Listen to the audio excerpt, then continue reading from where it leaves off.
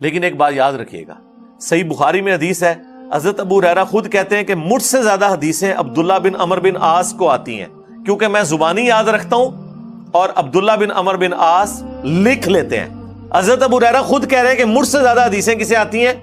अब्दुल्ला बिन अमर बिन आस को, क्योंकि वो लिख के याद करते हैं, मैं जुबानी याद करता हूं। आपको मान किसी ने पट्टी पढ़ा दी है कि जी ये जुबानी तकरीर करना जो है कोई फन है और लिख के करना जो है कोई ऐब है। अल्लाह के हाथ तो लिखना बेहतर है। अल्लाह ने इसको फखरिया बयान किया, अल्लज़ी अल्लमा बिल कलम, अल्लाह है जिसने कलम के जरिए इल्म सिखाया।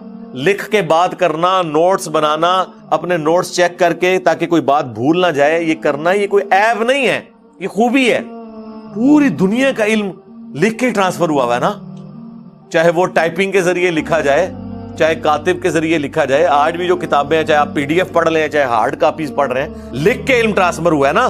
बहरहाल लिखने को फिर भी प्रायोरिटी है।